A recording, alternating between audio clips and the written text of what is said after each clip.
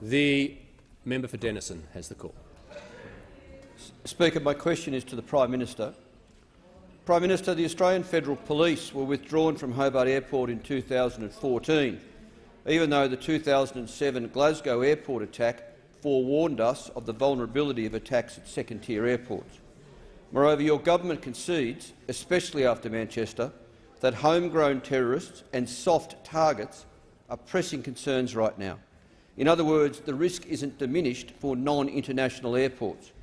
So, Prime Minister, now that you've increased the AFP's budget by over $500 million, will you urgently remedy this alarming situation and reinstate the AFP presence at Hobart Airport, or will your government continue to treat Tasmanians as second-class citizens?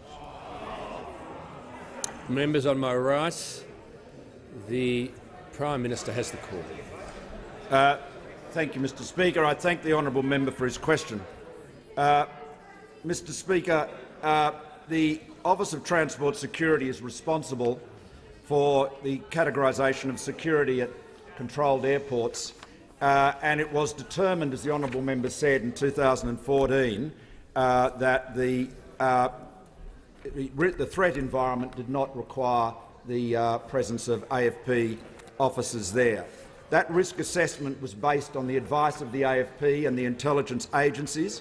I've spoken today again to the Deputy Commissioner National Security of the Australian Federal Police, and he's advised me that the risk profile has not changed. The Tasmania Police provide community policing and crime prevention support at the airport in the same way that they provide services at other Australian airports.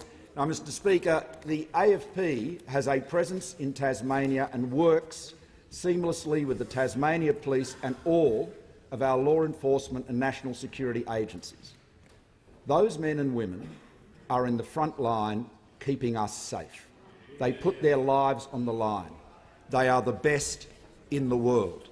And, Mr Speaker, on Monday we saw in Queensland the tragic murder of Senior Constable Brett Ford, a police officer who, like too many before him, lost his life in the line of duty. Our condolences and our love go to his wife, his children, his family and his colleagues. Now, Mr Speaker, the threat of Islamist terrorism, the threat of this extremist violence is here at home and it is right around the world. We saw last night a young 12-year-old Australian girl killed by a terrorist attack, an ISIL attack in Baghdad. She was visiting Baghdad with her family during Ramadan to see her grandfather.